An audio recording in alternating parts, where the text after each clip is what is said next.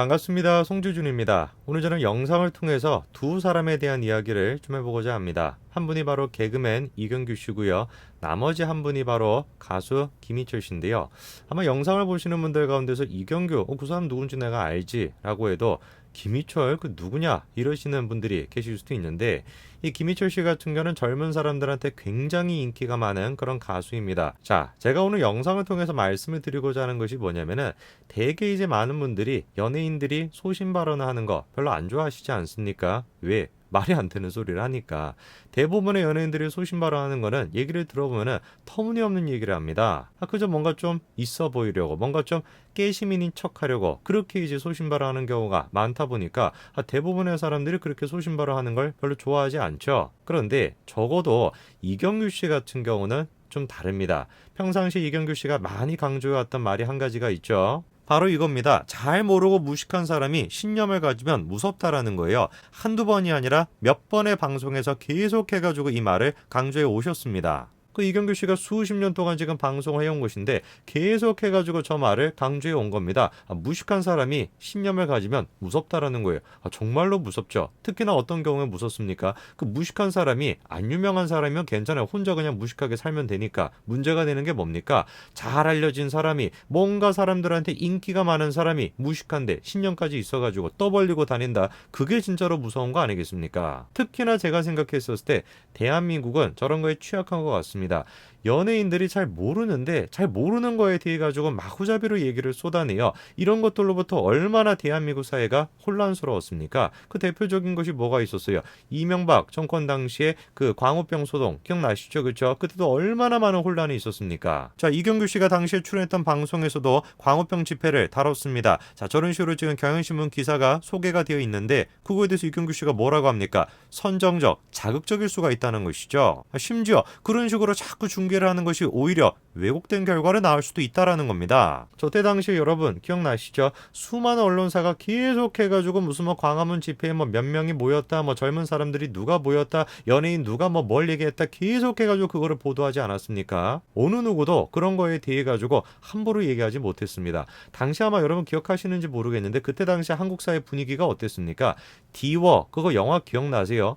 영화 한 가지를 가지고서도 다른 의견을 얘기하면은 매장을 당하는 거, 그게 그 당시에 한국 사회의 모습이었습니다. 그 평론가들이 영화에 대해서 평론을 못했습니다. 니꺼질 게 뭔데 감히 디오에 대해 가지고 그런 식으로 평가하냐? 그랬던 게 그때 당시 한국 사회의 모습이에요. 하물며 영화조차도 그런데 광우병 집회에 대해 가지고 무슨 촛불 집회에 대해 가지고 다른 의견을 얘기한다? 어떻게 되겠습니까? 눈에 뻔한 거 아니겠어요? 그래가지고 그때 당시에 방송을 보시면은 이경규 씨 혼자만 지금 반대 의견을 얘기하고 나머지 모든 사람들은 다 이런 식으로 얘기합니다. 10대들이 왜 집회에 나섰을까에 대해 가지고 이분은 이렇게 얘기하죠. 정치색이라기보다는 개인의 행복 추구권, 생명권에 관한 것이다. 그리고 또 이분은 뭐라고 합니까? 정치색은 없다고 생각한다라는 거예요.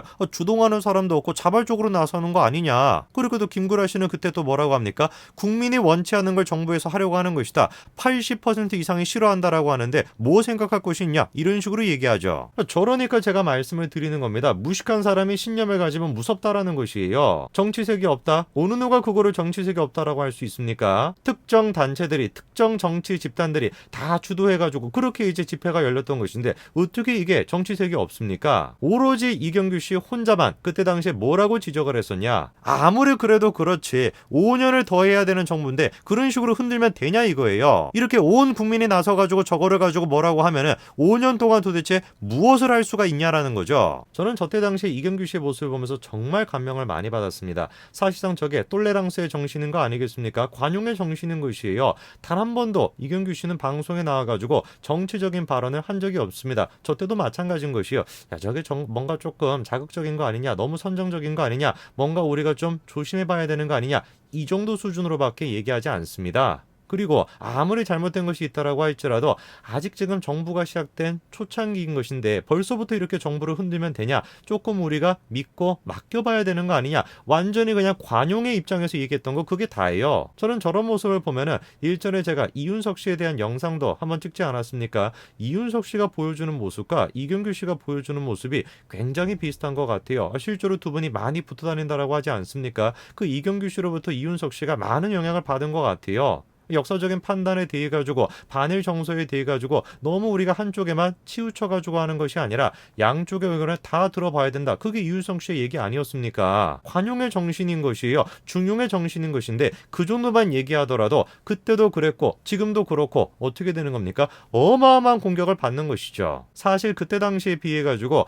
2021년도에 대한민국은 심해지면 심해졌지 덜해지지는 않은 것 같아요. 더 이념적으로 양극단에 놓여 있는 거 아니겠습니까? 어느 누구도 문재인 정부에 대해 가지고 비판하지 못합니다. 살짝이라도 반대 의견을 얘기한다면 그 문재인 대통령 지지자들에 의해 가지고 엄청난 공격을 받는데 누가 감히 문재인 대통령에 대해서 비판할 수가 있겠습니까? 특히 연예인들 같은 경우는 저는 이해를 해요. 이번에 이제 보궐선거 같은 경우도 옛날 같았으면 어떻겠습니까? 지난번 총선 같은 경우는 또 어땠습니까? 막 그냥 연예인들이 들고 나타나가지고 막 투표를 해야 된다라고 장려하고 했었는데 한 명도 없잖아요. 찾아볼 수가 없지 않습니까? 지금 국회 시민이라고 했던 사람들, 그 무슨 끼어있는 사람이라고 했던 사람들 다 어디로 갔는지 모르겠습니다.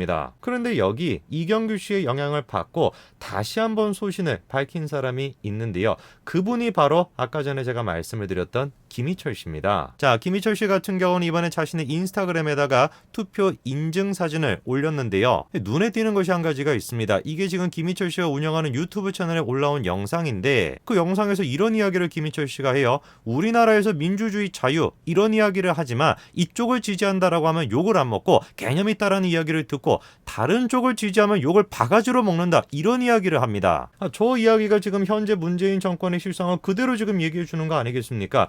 한쪽을 지지한다라고 얘기하면 막 끼어있는 시민이다. 그렇게 막 칭송을 받는 것이고 다른 쪽을 지지한다. 이런 얘기를 한다면 욕을 바가지로 먹는다라는 것이에요. 연예인들의 소신 발언이라고 하는 거 그거를 우리가 대부분의 경우를 위선적이다라고 지적하는 이유도 딱 저거인 거 아니겠습니까? 문재인 대통령 당시에는 계속해가지고 무슨 뭐 보수 정권에서 비판했던 연예인들이 지금 와서는 한마디도 얘기하지 않는 겁니다. 현실이 좋아졌으면 이해할 수 있는 것인데 현재 지금 문재인 정권은 공정은 완전히 그냥 파괴가 돼버렸던 것이고 모든 거 하나하나가 다 안 좋아졌는데 그 깨시민들 다 어디로 갔냐 이거죠. 김희철 씨가 정확하게 얘기하죠. 지금도 문재인 정권 지금도 무서운 세상이 됐다는 겁니다. 내가 누구를 지지한다. 누가 됐으면 좋겠다라고 하면 큰일이 난다라는 거죠. 그리고 김희철 씨 또한 마찬가지로 이경규 씨로부터 뭐를 배웠다라는 겁니까? 그냥 조용히 내가 뽑을 사람 뽑으면 된다. 그 말이 맞다라는 겁니다. 아니 저는 김희철 씨의 저 얘기를 듣고 정말 기분이 좋았습니다. 다른 사람도 아니고 젊은 사람들한테 어마어마한 영향을 끼치고 있는 김희철 씨가 저런 식으로 지금 생각을 바꿨다라는 것에 저는 정말로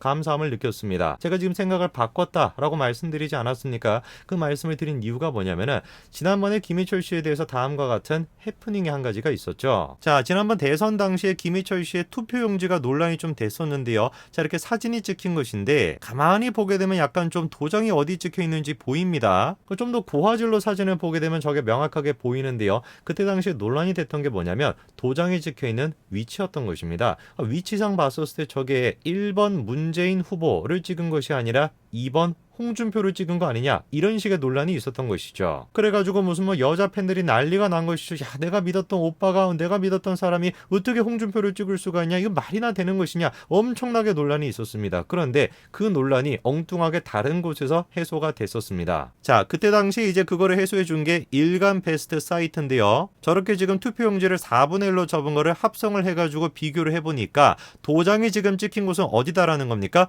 홍준표가 아니라 문재인이다 라고 하는 게 밝혀진 것이죠. 그래서 엉뚱하게 일간베스트라는 사이트에서 이 김희철 씨가 뽑은 사람이 홍준표가 아니라 문재인이다 라는 것이 밝혀졌던 것이고 그래서 논란이 해소가 됐습니다. 논란이 해소가 되는 것도 웃긴 것이죠. 홍준표를 찍으면 논란이 되는 것이고 문재인을 찍으면 깨시민이 되는 것이니까. 그런데 그랬던 김희철 씨가 그렇게 문재인을 찍었던 김희철 씨가 이번 영상에서 다음과 같은 고백을 하셨습니다. 나도 그렇게 될지 몰랐다라는 겁니다. 이렇게 될 줄 누가 알았냐라는 거죠. 아무튼 여러분 투표권이 있으면 귀찮다라고 안 하지 마시고 누구를 찍건 소중한 한 표를 꼭 행사해 달라는 것입니다. 그렇게 될지 자기도 몰랐다라는 거예요. 자기도 마찬가지로 문재인을 찍었지만 이렇게 될지 자기도 또한 마찬가지로 몰랐다라는 겁니다. 나라고 어떻게 알 수가 있겠냐. 저 말이 지금 의미하는 게 뭐겠습니까? 지금은 이제 김희철 씨의 생각이 바뀌었다라는 것이죠. 내가 그때 당시 알고 있었던 문재인 대통령, 내가 생각했던 문재인 대통령이 아니었다라는 겁니다. 다시 한번 저는 두 분한테 감사 말씀 말씀을 드리고 싶습니다. 이경규 씨한테도 마찬가지로 감사 인사를 드리고 싶고, 그리고 그 이경규 씨로부터 영향을 받아가지고 생각을 바꿔먹게 된 김희철 씨 또한 마찬가지로 감사 인사를 드리고 싶습니다. 문재인 정권을 계기로 해가지고 더 많은 연예인들이 깨어나고 더 많은 국민들이 깨어나기를 제가 기도해 보겠습니다. 오늘까지 말씀드리겠습니다. 감사합니다.